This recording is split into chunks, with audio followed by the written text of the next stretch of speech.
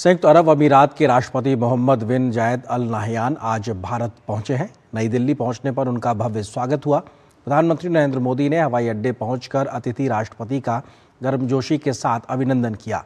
राष्ट्रपति जायद के स्वागत में कलाकारों ने हवाई अड्डे पर सांस्कृतिक प्रस्तुति भी दी। एयरपोर्ट से प्रधानमंत्री मोदी और यूएई के राष्ट्रपति एक ही गाड़ी में रवाना हुए और दोनों ही नेता एक दूसरे के साथ बातचीत करते नजर आए।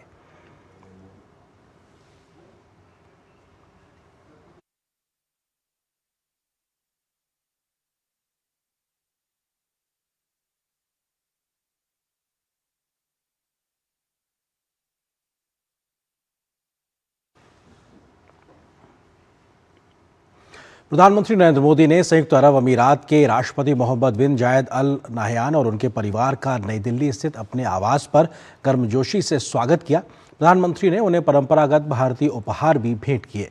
प्रधानमंत्री ने राष्ट्रपति मोहम्मद बिन जायद को गुजरात का एक शाही नक्काशीदार लकड़ी का झूला भेंट किया।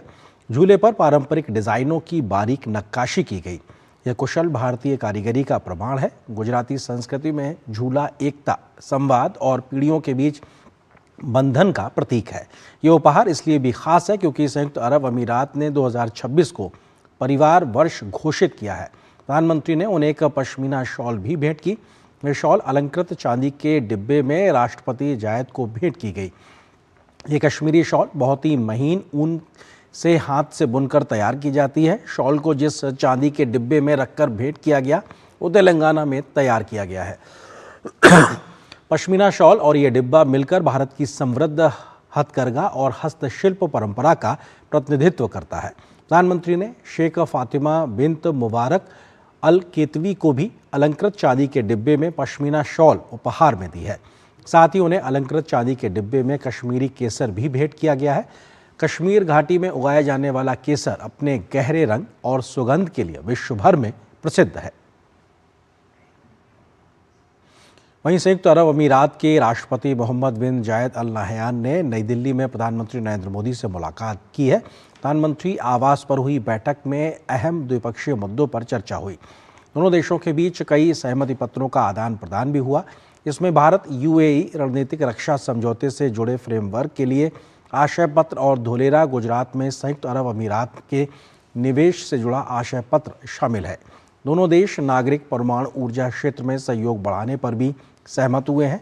एआई के क्षेत्र में भी दोनों देश मिलकर काम करेंगे। साथ ही दोनों देशों के बीच राष्ट्रीय भुगतान तंत्र इंटरलिंकिंग को मजबूत करने पर भी सहमति बनी है। ऊर्जा से जुड़े एक बड़े निर्णय में संयुक्त अरब अमीरात से भारत को बड़े पैमाने पर एलएनजी आपूर्ति का भी फैसला हुआ है। इसके तहत 2028 से 5 लाख मीट्रिक टन प्रतिवर्ष आपूर्ति की जाएगी।